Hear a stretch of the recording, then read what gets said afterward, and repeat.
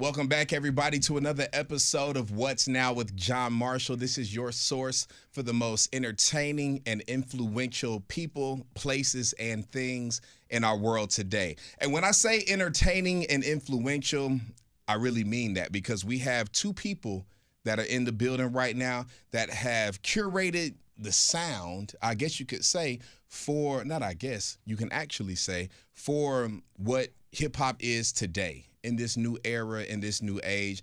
And two amazing producers. Without further ado, I want to make sure I introduced Beezo. Beatz is in the building. Yeah. And one of the classic and one of the most memorable tags in the game right now, OG Parker. Yes, sir. What's going on, fellas? What up, what up? Y'all doing all right, man? Hell yeah, for sure. Cool. So what y'all don't know is that we just stepped over to the other side and we had us a double shot, which is what OG like. The Casamigos Reposado. And we had a single shot of the Reposado Casamigos as well. Casamigos, we need that check, but you know what? We're going to keep it moving. Yeah. All right. Sure. But fellas, hey, I appreciate y'all pulling up, man. Shout out to my boy Will, man, the best talent booker in the business, for making this happen and setting this up. Like I was saying earlier, we just gonna chop it up and we're just gonna kick it. And what I like to do, especially for people that are on your level and on your caliber, is to take people back to where y'all started from and to what sparked the love and the passion, and just, you know what I'm saying, what really lit that fire for the industry, for the game, for the music. I had Drummer Boy, last week, and I ended up finding out what he was using, the Triton and all that stuff like that. But y'all know what I'm talking about. Yeah. I don't know what it, but y'all know what I'm talking about. That was an old keyboard. Exactly. Yeah. So take me back to, we'll start with you, Beezo. Take me back to how you got into this game, because what I want to make sure is that we put a profile together for you to these 20, 30 million listeners and viewers that are going to learn about you that may not know about you. You know what I'm saying? People know about the beats, people know the songs, but they may not know who's behind them. So that's what we're here for. Not for sure. So came straight out the bricks of Augusta, 706. The 706, man, the AUG. Yeah, no, straight out of Augusta, man, home of James Brown, man. But I came in working with TK and Cash. You might know him as TK Kravitz now. Shout out to TK and Cash. Shout out to my brother, man. But, you know, I was working with local people in Augusta for a minute, working with my homie, Smoke Grady. He introduced me to TK and Cash at the time they were signing a DTP. I remember that. Damn. Yeah, so that was a minute ago. That was like 2010, 2011. Yeah. So, you know, I was working with them for a minute. And, you know, they was on Scream Tour at the time. So I was in-house producing for them for a minute. And I was in a production group at the time, Exotic Music, and we was doing all of their beats. So we was doing theirs. At that time, Jacquees was around. This was like before like the Cash Money. Before the this Rich is like Gang and Cash Money. Okay. This before all Damn, of I that. didn't know Jacquees was around back then. Yeah, hell yeah. You know, Jacquees was working hard. He was doing the That was mixes dope. for a minute. That's dope. But I was in-house producing for them a lot. August Alsina was there, K-Camp. All of us was in that same building like when I moved Shout out to my boy K-Camp, man. Yeah, I moved to Atlanta from Augusta, and I started working with them. But, you know, I just working with them, like, heavily, like, just trying to just come up with a hit with them. And then, you know, eventually I started, like, meeting other people that was around. I met OG Parker through them. I met Cassius J, Zaytoven, a whole bunch of other people, because we was all in the same building over on Charlotte Road. And, you know, eventually, like, we'll start catching placements with, like, you know, smaller people that was in the city. And then eventually it started growing to what it is now. Bet. All right, Cinema. We're going to get into a little bit more of that, man, because you mentioned a whole bunch of names, man, that I want to get into. OG Parker, talk to me, man. We know all the accolades. We know the big records. We know, I think we got about at least 20 million about 20 time platinum between both of y'all. Maybe 30. It's more than that for Maybe sure. 30. No. Is it 30? About 50? Oh, God. He might got 20. I'm going to say Parker. Nah, for sure. Because I know you got about smooth 15. Yeah, it's up there. Parker, what you got, man? I don't even know. You don't even know? Man, that nigga, hey, we'll count it up. Don't worry, we got time. We'll count it up. But, nah, real talk, he ain't got enough wall for all the plaque he got. I just told him this yesterday. Hey, I love it. So before we get into counting all them plaques, take us back, man. And where did it start, man? Where did it start? How did it come about? I'm talking about from a youngin. How did it start, man? Yeah, so actually my grandfather was a music professor at Morehouse. So I went to Morehouse, man. Oh, really? Yeah, Yeah, man. so, yeah. You know, so he wanted me to be a Morehouse man, you know, so I ended up going to Georgia State. I'm at Georgia State right now. I never finished that Morehouse. Nobody knows that. I never finished that Morehouse. I'm at State right now, man. Morehouse lit, though, for sure. Yeah, it's super lit. Yeah, so. Damn, that's crazy. Yeah, so growing up, you know what I'm saying, he, of course, like, taught me piano, and then he had me, like, pick out an instrument young, me and my brother and my cousins. So we started making music, and then, you know, I kind of got into band, and then marching band, and symphonic band, and I kind of was in band from, like, 5th grade. What instrument did you play in band? Man, I done played saxophone, clarinet, percussion, just pretty much everything. I probably played like 4 or 5 instruments. Okay. Yeah, so kind of like that kind of just like grew my love. And then I remember like in 10th grade, one of my homies was like, yeah, I just got FL Studio. I'm going to give it to you on a flash drive. For those that don't know, that means Fruity Loops. Yeah. So he gave me Fruity Loops. So I started cooking up on that, and I feel like I ain't stopped making beats since then. Wow. Damn, man. Who else, bruh? I think Metro Boomin went to Morehouse too, man. Yeah, he did. Yeah, Metro went to Morehouse too. Actually, man. same year. So I was at Georgia State, Word? and he was at Metro. When he started going crazy with Future, yeah, I was at Georgia State. I was listening to all of it. That's wild. Now, That's crazy. What year were you at State, man? 2012. 2012. All right. See, I'm old as hell, man. I'm still finishing up my degree at State right now. Shout out to the Panthers, man. You know we have the best record that the school has ever had for football right now. We're like 6-1, man. Yeah, when I went there, you know what I'm saying, we were struggling. We didn't even have a football team back then. Yeah, and when I got there, it was their first year. Oh, it was their first year? Yeah, and then, okay. You know what I'm saying, it was tough, but you know what I'm saying, they were trying. They were trying. Nah, for sure. It was a little rough. Hey, man, shout out to Georgia State, man. Bleed Blue Panther family. All right, so let's keep moving and let's take it to the next step or the next phase of the life. Park, I'll start with you. So what was, and again, remember, we are talking to the people out there that do not know. I like to make sure that everybody gets a chance to understand what's going on behind the scenes, and they get a chance to understand who is really curating and creating this industry that everybody's listening to in the clubs, on iHeart radio stations, on their phones, iPads, all that stuff like that. So when it comes to the very first big hit, the major hit, take us from how that hit was created to when it really blew up and you were like, oh, shit, okay, this is what it's about to be right here. So I would say I linked up with one of OG Maco's close friends named Theo at Georgia State. He was kind of like, come to the house. You know what I'm saying? We've been recording and stuff. So I pull up, and OG Maco and Key were actually making Give 'Em Hell and Bitch You Guessed It and all those songs. Like, you know what I'm saying? That's like way back in the day. So then he got signed to QC. So when he got signed to QC, he kind of was like, yo, you can come to the studio with me every day. So I was up there, and then that's kind of how I met, like, the Migos, Rich the Kid, Johnny Cinco, Lucci was coming up there. Like, that's kind of how, like, I got, like, the introduction. And, you know what I'm saying, I just started playing my beats for everybody, and then I kind of just, like, you know, just got them opportunities like that. All right, your first biggest record, what was that? I would probably say that was 100 with K-Camp. 100 with K-Camp. Yeah. Okay. Shout out to K-Camp, man. Shout out to Marietta. Shout out to, to a little bit of the north side, man. Shout out to Texano, KIP, all them over there, man. Hey, I see y'all. All right. So, all right, bet. Beezo, give me the timeline for the first big record. Because I know you've done a lot with Young Boy and a couple other artists as well. Give me the timeline for the first big record. You talking about since, like, from me moving from Augusta all the way to, like, the first one? That was, like, 10 years. All right, let's do it. That was kind of a long period. So you remember I told you, like, I moved up here and I was working with TK and Cash. Right. And I had just met OG Parker.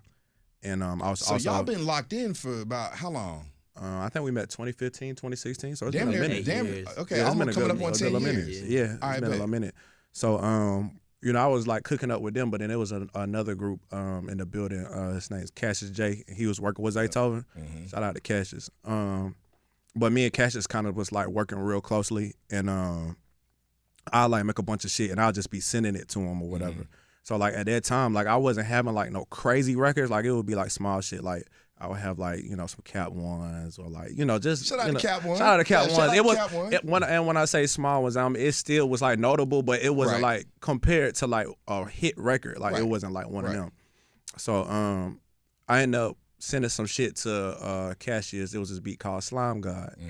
And I had posted it on YouTube. And I ain't really like this beat. This one particular beat, I almost deleted it. That's how I be. I had posted it on my Instagram story, and I was like, "Is it trash or ass?" Hold on, wait. Like because I really didn't like it, so I was really saying the beat sucked. Without You posted it on the I posted IG it on my story, story. bro. I'll never forget this shit. Oh my god. So I ended up sending that beat to Cassius, and Cassius was cool with Waka Flocka at the time.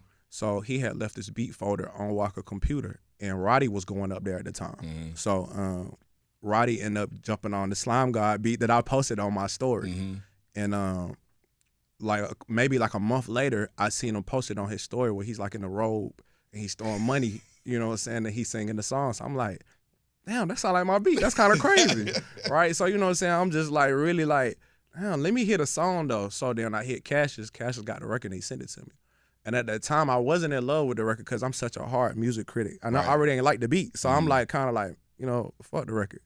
But it grew on me. But then when they dropped it, they dropped the record, and then they had also dropped a freestyle video where it was him in the hood with the guy with the little guitar, with the ukulele, whatever you want to call it. Yeah, the white boy with the little... And everybody was gravitating towards that. So, like, people wasn't even paying attention to the fact that the record was out, and it was, like, you know, already on YouTube. But then over time, like, I started noticing that it was people, like, fucking with the record, like the real record.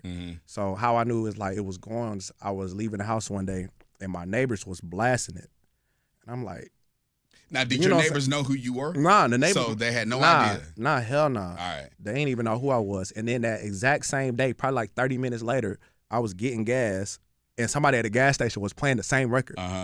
So I'm like, nah, okay, maybe I'm tripping. Like, this shit really might be going for real. And then later on that afternoon, it happened again where somebody was playing the record. I'm like, oh, nah, this might be one for sure. But I didn't expect for it to be a hit, but it turned into a hit for sure. Okay. All right. Y'all have both worked with, I mean, just amazing artists, really big artists. And correct me if I'm wrong, Parker, you are with QC, correct? Yeah, you know, they family for life. I'm not currently like still in a situation with them. Okay, but we still work. Yeah. Gotcha. Okay. And Beezo, who you with? Neutral gang over everything. Neutral gang over everything. Nah, all right. Yeah. So for the, because man, the industry right now is flooded with a lot of music. You can easily just get something on TikTok, go viral, da-da-da-da-da. And one of my favorite sayings is that there is a stark difference between noise and influence. You know what I'm saying? That's a fact. Actually making influence and just making noise that's going to be around for a little bit and then keep it moving. What is y'all's take on that when it comes to the industry nowadays? And I mean, I might be a little bit older than y'all, but I remember having to put CD inserts into a Slim Jewel case. You know what I'm saying? Shout out to Grand Hustle, not Hustle Gang, Grand Hustle, Big Country Kane, the Cocaine mixtape, what KO produced. I had to put 5,000 CD inserts into a Slim Jewel case and put the CD in it too, man, in order to pass it out. So there was just, in my opinion, there's a different level of, I don't know, man, promotion may not be the right word, but just moxie that you got to put into it these days. What is y'all's opinion? What is y'all's take on producers now and how they correlate to the game than it was back then when it was the Shawty Reds and the Zaytovens? And a lot of people are still around right now. Right, not for sure. I feel like the producer is more ingrained into what's going on now to where y'all are personalities yourselves. What is y'all opinion on that? I feel like the producers had to become their own personalities to stand out because it's so much easier to get on FL Studio and make a beat now. Like anybody can literally go get a laptop and go get FL now and become a beat maker or a producer. Right. In other words. But that forced people to have to figure out ways to brand themselves to be different. Like when you look at like the OG Parkers, the Mustards, like the people who are like household names, it's like they had to go the extra mile. But in order for them to do that, like they had to be cool or they had to be doing something different, like a different sound that nobody else is doing. Because now, you know, it ain't nothing to go on Splice or Looper Man to get a loop. and make a beat. Now you got to do stuff that's gonna give you a signature sound. Like when I think of R&B, I think of OG Parker. I think of Hitmaker. I'm thinking like real different sounds. Like they're doing something different. I'm thinking of the T Romanos. Like these are people who like have their sound to where even if you take their tag off the beat, you still gonna know who it is. You know what I'm saying? Like, and we wasn't having that going on for a minute. The only people that was doing that before was like Timbaland and Pharrell. Like you heard a Timbaland beat, he on the beat. You knew it was him. Yeah, you knew it was a Timbaland beat. You knew it was Timbaland. You know what I'm saying? I know it's Timbaland. Yeah. You know what I'm saying? But he was doing stuff to stand out. I feel like a big thing with the producer community now is niggas are scared to be different. Mm-hmm. And I see like people like ATL Jacob is starting to like kind of step out into that. Like, I'm gonna try something different. Shout out to Jacob because I literally watched that from the beginning. So like to see what he doing is an amazing thing. So, but it's just like people have to like stop being scared and push the envelope in order to make the sound be different. You know what I'm saying? Like everybody getting on Splice and getting the same loop, and now we all sound the same. Right. So it's like the people who like started at the beginning, those are the people who really standing out now for real. Like I was around when you wasn't using no Splice or Looper, man. You had to really know how to cook up for sure. Right. Same thing with Parker. Like we know how to play keys. We actually know how to do shit from scratch. See, and you bring up a good point, and I want to ask you this, OG Parker. What is in your opinion, and I want to hear you as well, Beezo, what, in your opinion, what is the difference between a beat maker and a producer? Because you can be one and not the other, or one and not the other. So talk to me about that, man. Yeah, so like you can be like a beat maker. Like you could be somebody who lives in a whole nother country and you sit at home and you make melodies all day. You're a beat maker. You send them out to people and they put drums on them and then they go get them placed. Or like, you know what I'm saying? That's a looper. Like, you know what I'm saying? That's a loop maker. There's beat makers who just can throw drums on samples. A producer is somebody who's going to sit in the studio, help you pick the beat, you know what I'm saying? Say, I want this writer to come. Be like, you know what? Matter of fact, this needs a bridge here. You know, you said that wrong. Say it like a little bit harder. Say it a little bit softer. Mm-hmm. Oh, we might need to get this person to mix it. Like, there's so many inputs that come into, like, making an amazing song that, like, a producer is somebody who just sees it all through. I am glad that you asked that question because, you know, I see it all the time in the producer community where there's the petty arguments that people focus on. What's the difference between a beat maker and, you know, a real producer? And then you have these people who are sitting at home and they bedroom beat makers trying to call themselves super producer on Instagram and TikTok. And that's not the case. You know, the difference I feel like it is, first of all, you got to be driving the record from beginning to end. And producing. Like really producing. Like there's definitely a difference because you can have an amazing sound and you can be an amazing beat maker. And there's nothing wrong with that. You know what that puts me in the mind of, and y'all correct me if I'm wrong, because I'm sitting with two living legend producers slash beat makers, right? Not for sure. The Diddy's, the DJ Khaled's, they, and I don't know, but I don't feel like they in the studio actually cooking up on FL and everything like that, but they have that ear, right? You know what I'm saying? And they know, hey, nah, that's a sharp, that needs to be a flat right there, or this, that, and the third. The Berry Gordy's, you know what I'm saying? He has an amazing book too, man, that I read. They produce. They really bring the man. I just saw another Netflix documentary. It wasn't Leor Cohen. It was somebody else. I forgot from was it 300? I can't remember. But they said no. We produce the record. I feel like the record producer is kind of a lost art these days, outside of the person that makes the beat. You know what I'm saying? Do you play any instruments? I play piano. You play piano, OG? Yeah, I play piano as well. You play piano? Yeah. Damn, I wish we had a piano in this motherfucker, man. Oh, yeah, I'd hop on that motherfucker, too. We go crazy on that shit. Keys, too, Both man. of us pause fucking that shit. But nah, you're right. There is definitely lost. And I feel like because, you know, producers are also kind of like out of touch with artists, it's also like devalued us. You know what I'm saying? And what I mean by that is a lot of these artists that are coming out now, much rather us just send the beat through email versus us being in the room and us cooking up from scratch. Really? Because they're impatient. You know, everything's they're yeah, you know, it's right now. They need it right now. TikTok, make the dance. Yeah, pop they off, trying to get viral. They trying to get straight to it. They like, I paid for 2 hours. I ain't got time to watch you cook up. Damn. And you know, that's cool. But at the same time, I feel like the most organic music was where the producer and the artist was in a room and we cooked up something from scratch and the vibe was just real. I feel like that is where the music that will have longevity comes from. You know what I'm saying? No, definitely. What they say in the streets, man, hey, you make the money fast, you lose it fast. You know what I'm saying? Facts. The same way. So if you were actually sitting with your producer, your beat maker, your producer, and you're cooking up, and y'all are working on a sound and a vibe together, like how Mustard was with YG. You know what I'm saying? How Shawty Red was with Jeezy in the beginning. You know what I'm saying? So I feel like, yeah, that might be a little bit of a loss. Is anybody doing that right now? Are y'all doing that right now? Are y'all working with an artist and really, you know what I'm saying, locking in and creating something with them that we haven't heard yet? Yeah, for sure. So we have an artist signed to Neutral Records. Her name's Imani. She's super dope. Y'all check out her single, you know what I'm saying, is out right now, On Mine, featuring Eric Bellinger. And she also dropped another song called Fuck Alone, featuring Cash Page. But she's super dope. And that's somebody that we've been like trying to hone the sound and like really like how Timbaland did with Aaliyah, like, you know, stuff like that. And then like I always say, like, people always want to like diminish like what these producers do, but like if what DJ Khaled did was so easy, how come there's not like 50 of them? Right. Because it wasn't easy.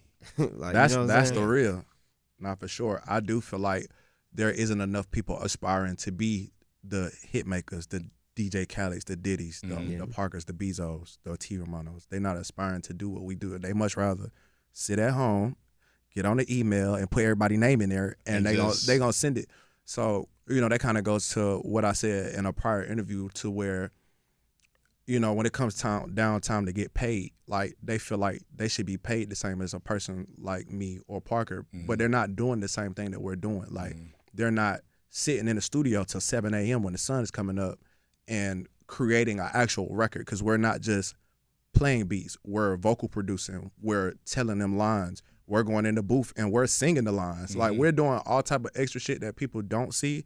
They hear the record when they go on Apple Music, but they're not seeing the actual work that we're putting in to even make it be a real thing. And again, that's what I was saying, man. That is the difference between, that's the difference between success, longevity success, right? And just a viral record. A hit record and a viral record are different things. You know what I'm saying? You produced hit records. Yeah. You made the beat for them, but you didn't just make a hit record. You produced a hit record with the beat, with the vocals. You've produced hit records. You know what I'm saying? Not for sure. With that being said, what is y'all's individual favorite hit record that y'all have made? Favorite one, the favorite hit record that you made. Anybody take off. Parker, what's your favorite?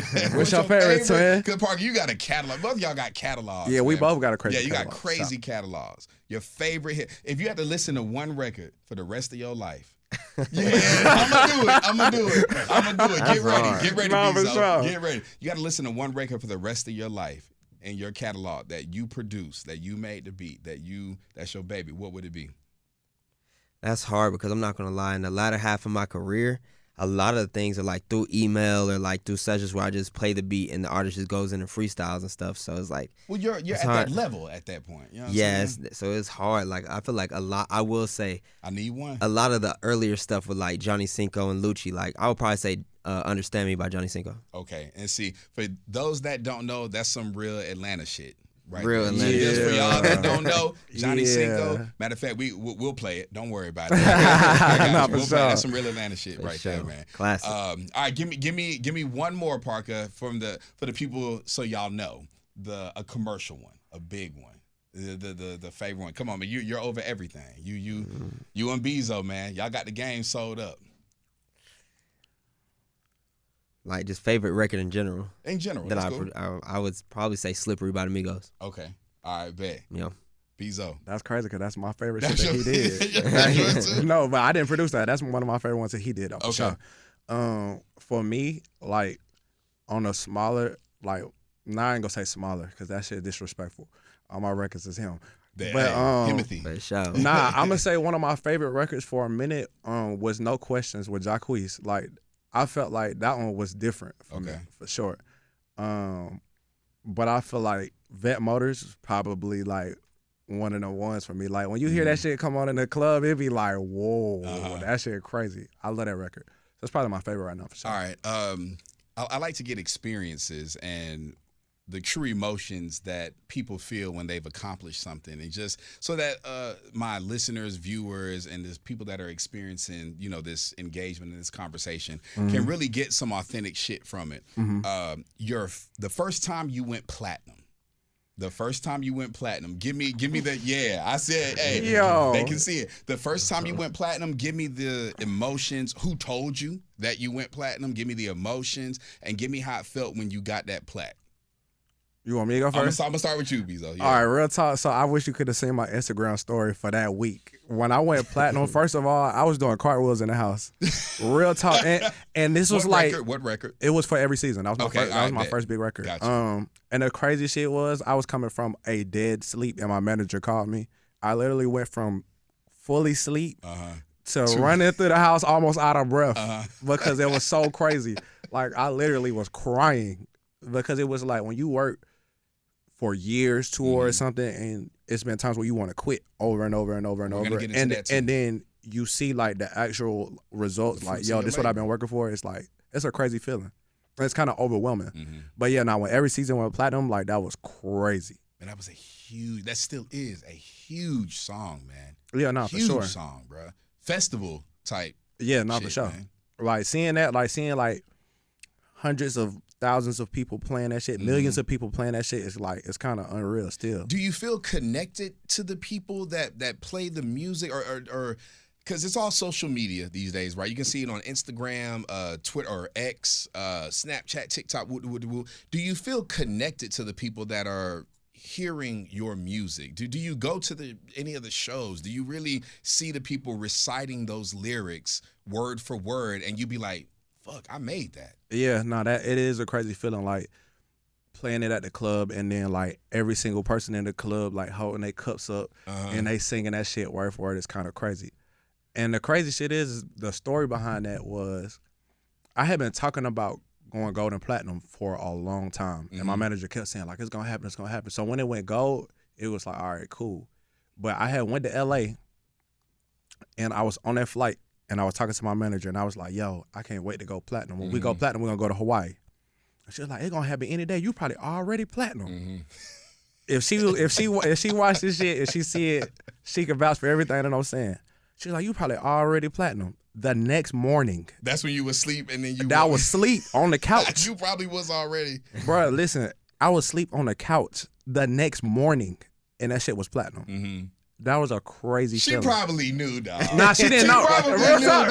Maybe she did. You know what I'm saying? Nah, but it was like... a couple breadcrumbs. It was crazy, but I did realize that I got into a habit of going to LA because of that happening, because... When you go to LA, good shit every happens. Time I go to LA, good shit happens. I get off the flight, it's something good happening. Hey, we going to LA, nigga. My flights to LA and my drive-thrus at Popeyes. It's my two favorite things. Hold on, wait. I get good news every time I'm doing that. Hold the Popeyes story.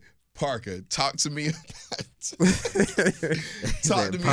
the very first platinum record, man. Again, take me from... You know what I'm saying? Right before, to who told you, to how you felt. And you got to tell me about how it was when you got the actual plaque too, man. So, for sure. Yeah, hit me with that. Yeah, so I feel like the first plaque I got was I went gold with Nikki Heaton and the Migos for Bad Intentions. Okay. And Coach K had called me. Fire song too, yeah. Yeah, he had called me. He was like, Parker, you got your first plaque. And I was living with my grandfather at the time. And I was just super excited. I went and told him and everything. But I feel like platinum... Like my first platinum song might have been Slippery. For real? Yeah. Okay. The way I think about it, I think that I just seen was it online. Was that Culture 2? Culture 1. Culture 1. Culture 1. Yeah. Culture 1, yeah. With Bad and Bougie and all that on there. Yeah. So that was just a crazy experience. I had just been working with them, locked in, and I just know Shout out to DJ Ray G, man. Hey, man. Yeah. DJ Ray G and DJ Darrell, man. They're my brothers for sure. Yeah. You already know. Yeah. That's family. So, like, they always looked out and made sure, you know what I'm saying, like, Parker, send some beats. We finna go out of town, da-da-da. Like, they really some real niggas for sure. But yeah, I just, you know what I'm saying, I felt like I knew being able to go to QC and work with the Migos and everybody in QC, I knew something was going to happen. So Right. I kind of just like waiting on my moment just to kind of like showcase my talent to them, because like they had a lot of producers like Zaytoven and everybody pulling up, Honorable C Note and everything. So I knew I had to wait my turn. But did it did it feel any different, y'all, physically? Did it feel any different when y'all started hitting these different levels of success? Because a lot of people that are working, whether it's rapping, singing, producing, label, management, radio, whatever it is, they'll feel like, hey, when I get my first gold plaque, or when I get my first platinum plaque, or when I make X amount of dollars, or when I sign this kind of deal, my life will be different, or I feel different. Did it feel different to y'all when y'all started hitting that level of success, or what did it feel different at all? From normal or regular life? No, not really, because it's like when you work, as long as we work to like get that, it's like you've already mentally put yourself in a state of like this being a normal thing. Like you're gonna accomplish this, you're gonna do this. So when you hit those milestones, it's almost like that's when you feel like the real work begin. It's like, all right, now I gotta lock in even more. Because now it's like you know what it feels like to do it, and it's like you wanna do it again. It's like how junkies was back in the 80s when they was hitting that, you know what I'm saying? That free base. Hey, that free base. You know, once you just want to chase it. Once you hit it one time, you know, you want to hit it again. You want to feel it again. It's like, you know. Yeah, for sure. And then like I feel like a common misconception with music is like you just make this hit and you get rich as fuck out of nowhere. Talk about it. Yeah, so like I'm making all these records for like a lot of like known artists in the A and everything. So everybody thinking I'm rich. But like to be honest, like you know what I'm saying, I'm going home. I'm not rich. I'm nowhere near rich. So it's like I promise you, I feel. So everybody like, oh, you did this song with da da da, like you know what I'm saying, they damn near asking me for money. I'm like, shit, I was finna ask you for money. Like shit, like so it takes so long to make money from music that it kind of just put me in a mindset to like, you know, I kind of just like when I get a big ass placement and I'm happy as hell, I'm kind of just like shit. Next one. Let's keep it going. Right. Let's go back to the studio tomorrow.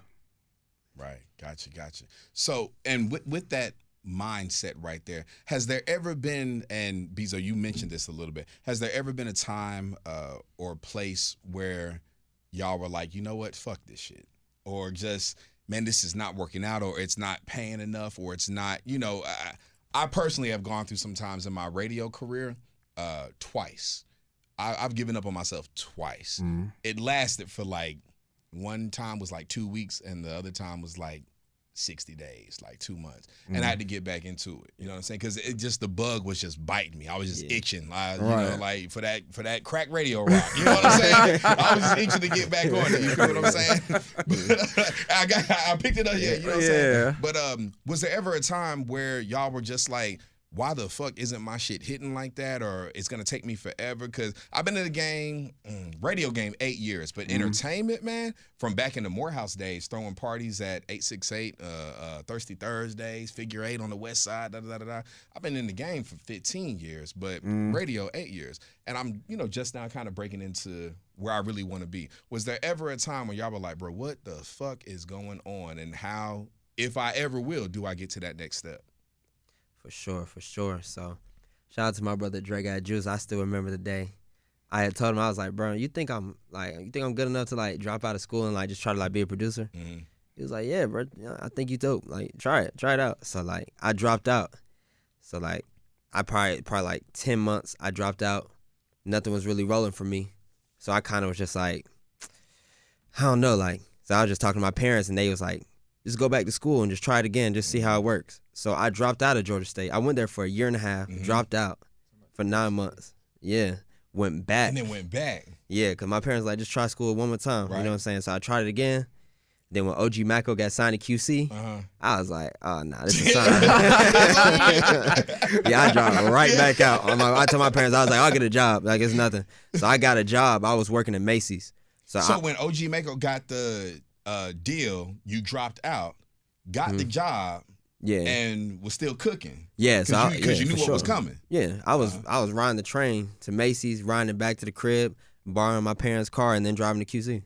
See, this is what y'all, man, these are gems. This is what y'all need to hear. This is what y'all need to know. It's not always, you know, roses and everything like that, but man, you got to stick with it.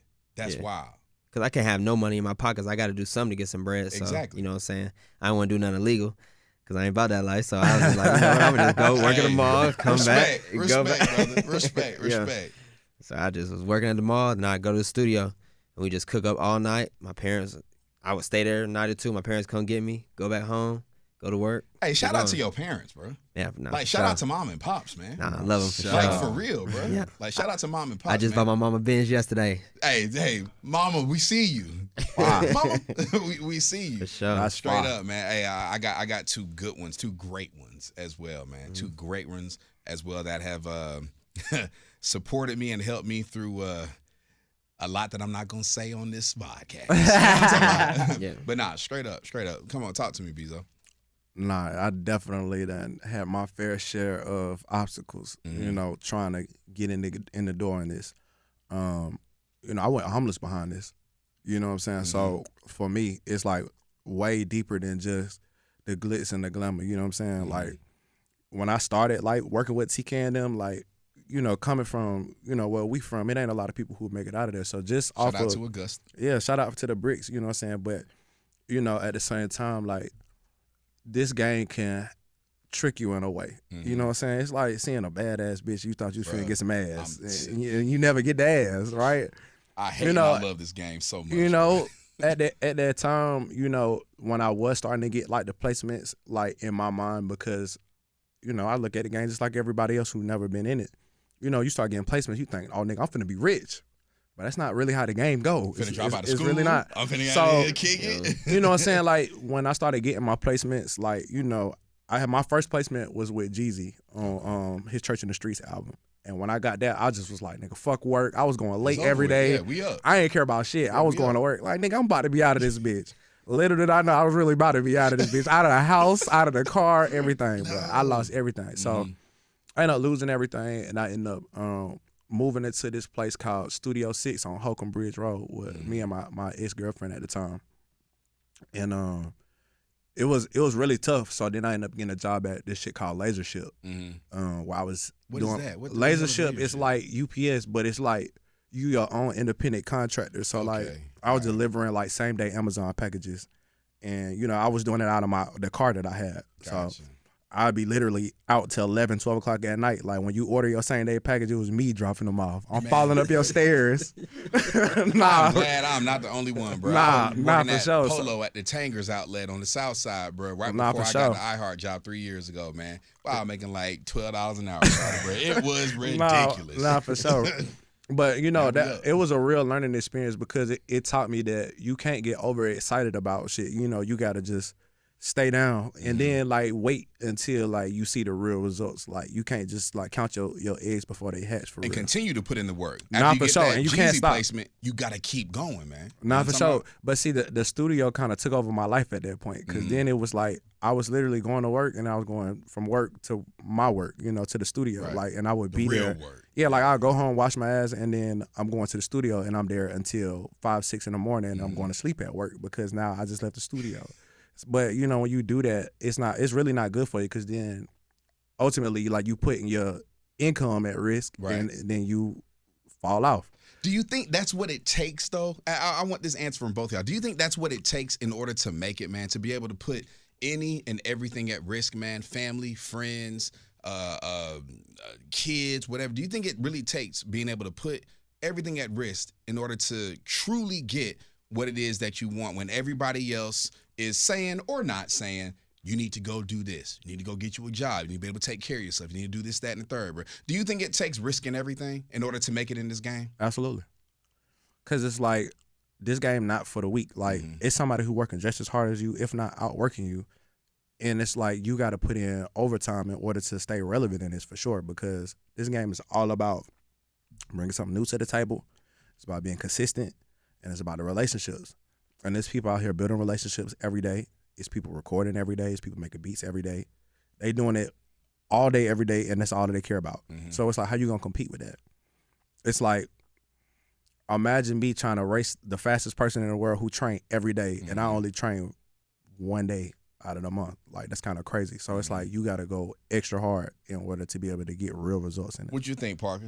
Does it take sacrifice in any and everything? And when I say any and everything, y'all, I mean any and everything, man. Relationships, baby mama, girlfriends, fiance. Because in my personal opinion, I'm willing to risk it all, man. That's just for me. That's just for me because I know what I want and I know how high and how far I want to go with it. I'm willing to risk it all. And I feel like in order to obtain the levels of success, and I'm talking about in my particular industry, the Ryan Seacrest levels, the Charlemagne the God levels, the Carson Daly levels, you know what I'm saying? Man, look, you got to be willing to risk it all. You know what I'm saying? What do you think about that, bro? Yeah, nah, you definitely have to, because like that's what I was trying to explain to my parents, because they were like, why can't you just pursue music and go to college? And I was like, I feel like that's what's taken away from my music. You know what I'm saying? Like, I need that time. All the time I got to study, go to class, go to meetings, do all this. I need to be spending that, learning how to get better at FL Studio, learning how to play an instrument. You know what I'm saying? Like, you got to hone your craft. Like, I feel like you should learn how to play piano, learn how to play guitar. Make sure you can use different type of DAWs in case you work with another producer who doesn't use FL Studio. You know what I'm saying? Like, there's a lot of time that we need to be spending on music. So if that's your main focus and you're going to take it seriously, I feel like you kind of have to like jeopardize everything. At the same time, I'm trying not to play devil's advocate. Nah. But it's just like, see, I have a daughter. She's 2.5 years old, right? I got a 16-year-old son and a 2.5-year-old daughter. I don't know which one. One of them was a oops, but you know what I'm saying? But I love them both. I love them. One of them was a oops, but I don't know which one. But I have really risked, man, a lot of relationships, man, and just family, mom and pops and everything like that, man, to get behind this board, man, at iHeart with y'all. You know what I'm saying? But I do it all over again.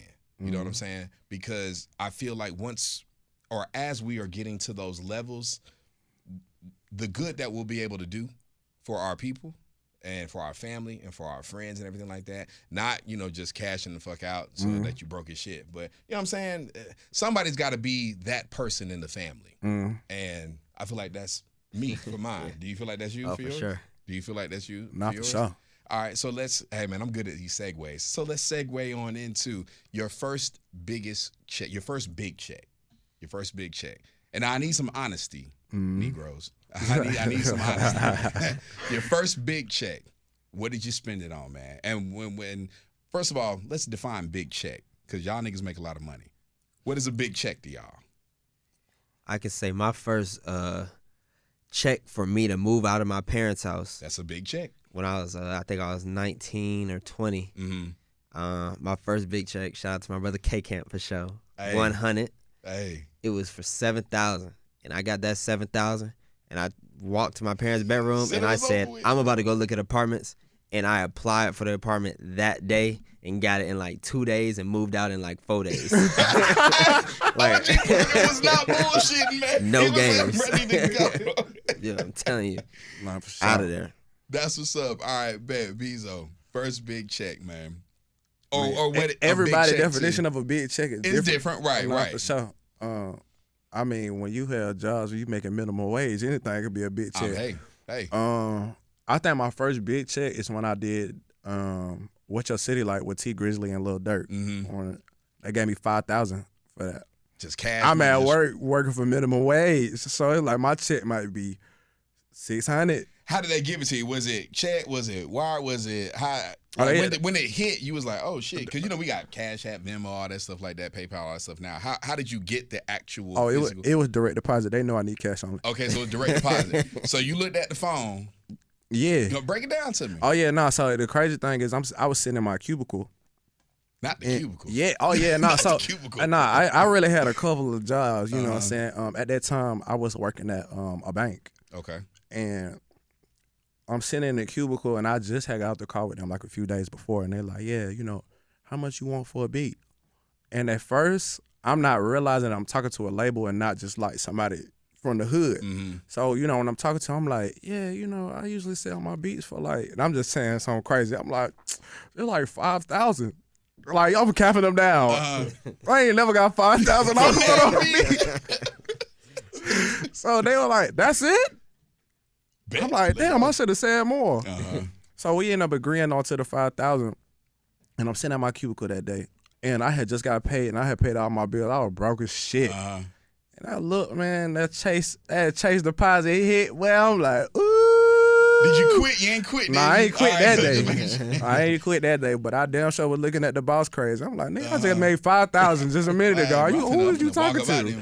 Yeah, nah, for sure. But it definitely made me start to like look at music differently too, though, and start making different decisions. So I'm like, yeah, now I'm finna lock in for sure because it's like if I can make this 5,000 one time, I could do it again. You know what I'm saying? So that just definitely made me lock into a different level. Gotcha. Now, I know y'all are busy, so I ain't going to keep y'all too much longer, but I got just maybe one or two more for you. There are always, well, I'll say in my industry, man, there can be highs and there can be lows. When it comes to the broadcasting industry, we get hit with non-compete clauses to where if I leave iHeart today, I'm not saying this is what I have, but I'm just saying if I leave iHeart, maybe I can't work in Atlanta for a year. Or if I'm in New York, I can't work in New York for a year and a half, 2 years, whatever like that. So there are highs and lows that come with the industry. Or I may get let go at a station and I'm trying to, get back on to another one.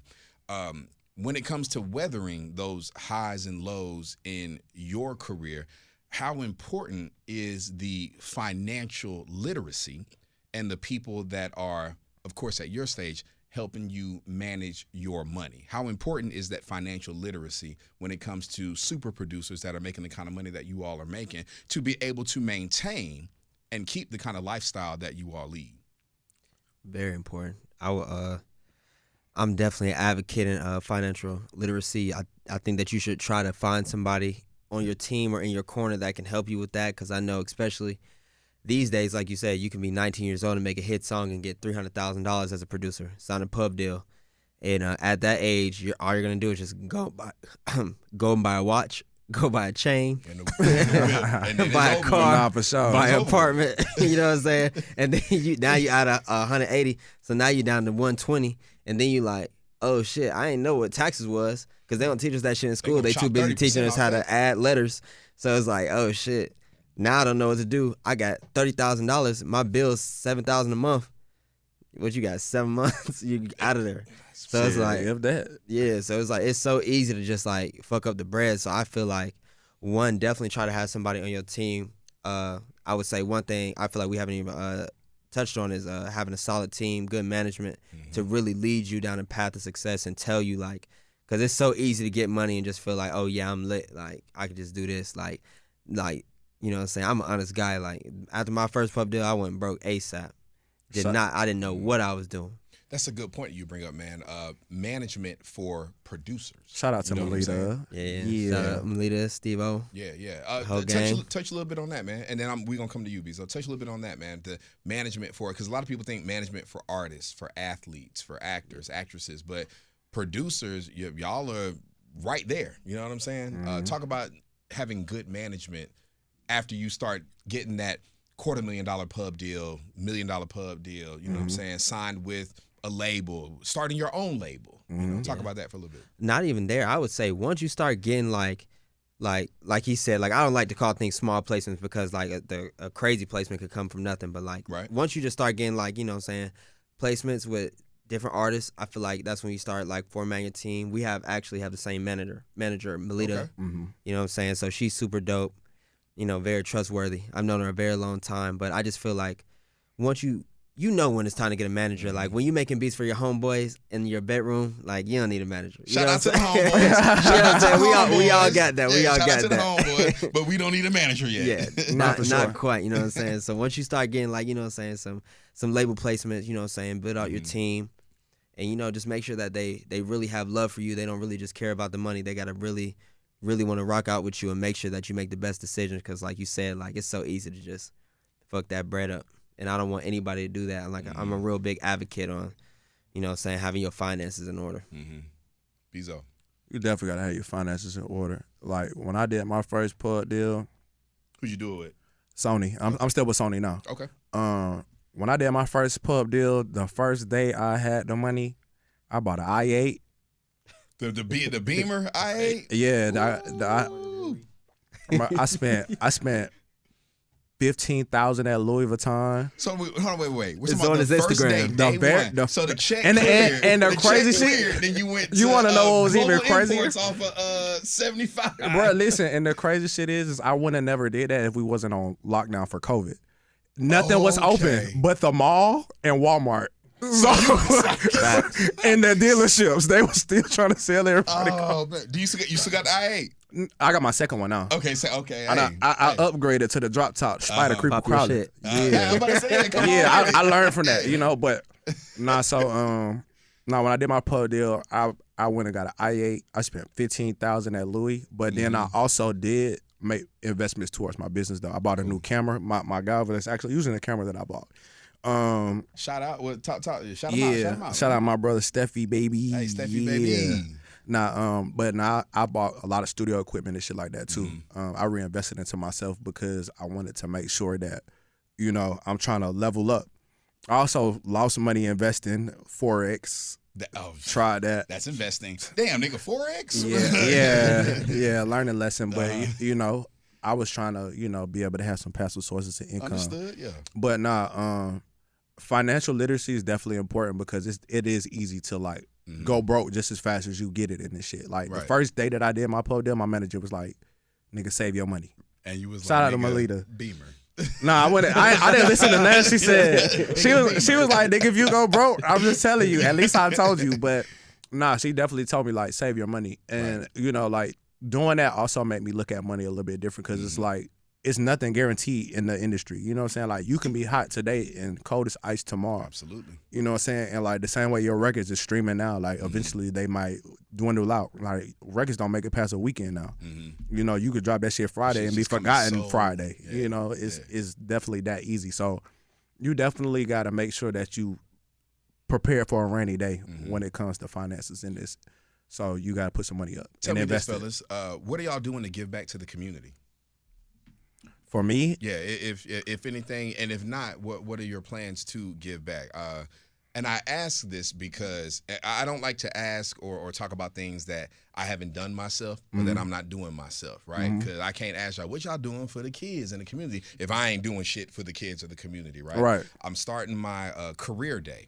And giving back to the middle schoolers in and around the city that I love and that I'm from, Atlanta, Georgia. You know what I'm saying? Where we, bring them up to the station and I take them around and show them the podcast and all that stuff like that. So that's what I'm doing to give back to the community. What are y'all doing to give back to the community and the people that are listening to you, the people that buy your records, the people that stream your records, the kids that are influenced by just who y'all are and what y'all do? What are y'all doing to give back to the community, man? It's crazy you said that. We actually just came here from Morehouse. We just talked to the kids in Morehouse at YouTube Black. So basically, they came and they were like, they want to have producers, songwriters, content creators, everybody come to the college and just talk to the kids. So we actually just broke down some beats we made. We broke down some beats we made.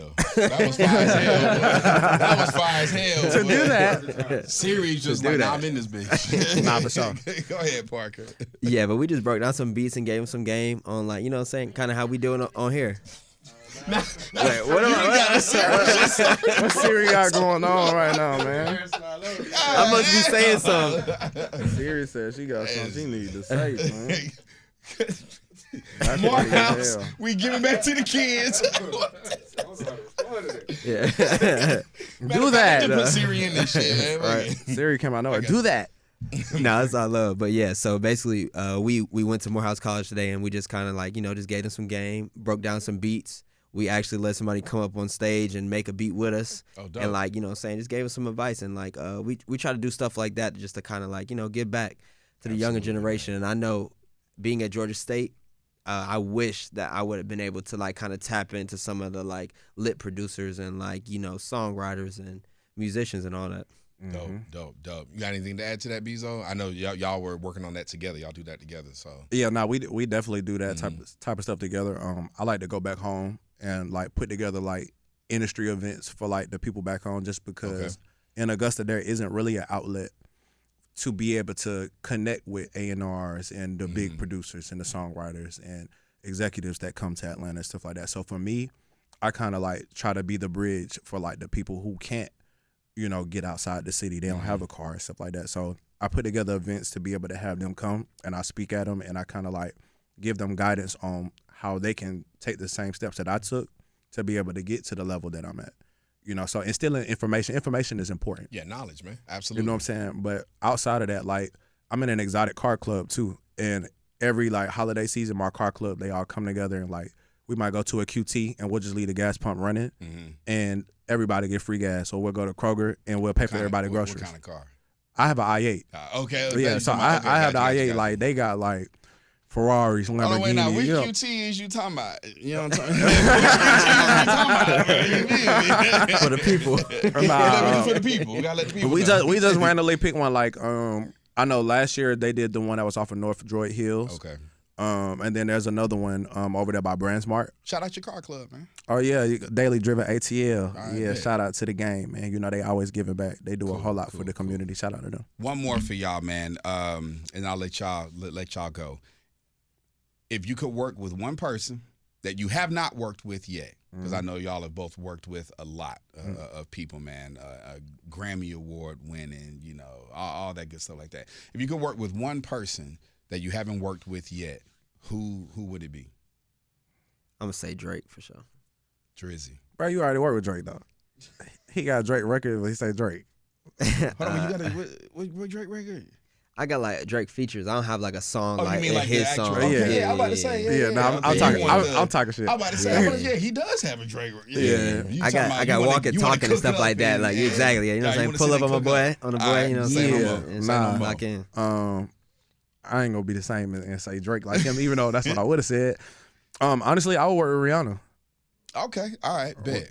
I just need her to come back and make some music, man. She got the baby. Say no more. Yeah. Say no more. Shout out to ASAP, man. You know what I'm saying? For sure. Shooting it up. Shooting the club. Already. All right, hey, fellas, man. I really do appreciate y'all sliding through, man. Parker, this is a surprise, man. I'm glad you came through. Beezo, I'm glad. Shout out to my boy Will, man, for making this thing shake. Again, man, it's being a student and a lover just of the game and of hip-hop and growing up on this stuff, man. I really do appreciate y'all coming through. It is a privilege for me to just be able to get to sit down and talk with people that are creating what I listen to, what my son listens to, what my daughter will listen to, what my brothers, my sisters, my auntie, my uncles, all my people listen to. Y'all are truly creators of the culture. And I say that, man, like seriously, looking y'all in your eyes, I really say that. And I say I appreciate y'all. These are y'all's flowers. You know what I'm saying? If nobody else has ever given them, man, which I know they have, these are y'all's flowers from me. So thank y'all for coming by and just chopping it up with me. And I want y'all to come back by. You know what I'm saying? Nah, for sure. If y'all got something y'all want to drop, y'all got something exclusive. If y'all got an estranged baby mama out there, y'all need to clear something up, man. You know what I'm saying? Yeah. Nah, but for real, man, y'all pull up on me, all right, man? So again, thank y'all so much. Let them know where to find y'all, man. Nah, for sure. You can find me on any social platform at Beezo Beatz, Beezo Beatz. That's Instagram, Twitter, Facebook, Snapchat. And how do they drop the bag for you too? Man, listen, we needed cash only. We need Zelle, Venmo, whatever you want to do, direct they deposit. They can hit you on the gram, on the Snap, with it. Just hit you. Yeah, cash out. You can do however you want to do it. You know, just know that I need that cash only when you're talking to me. All right, bet. For sure. You can find me at OGX Parker on everything. And then I need y'all to stay tuned for my debut album, Moments. Yeah. Coming very soon. You know what I'm saying? Got all the fam on there. I got Party Next Door, Chris Brown, Ty Dolla $ign. Yeah, everybody, you know what I'm saying? His album on the way too, P4 on the way. So y'all just stay tuned. Damn, when we dropping that? It's on the way. Yeah, hey, you gotta tie the party. Hey, you gotta tie the party. On the way. No all right, cap. say no more.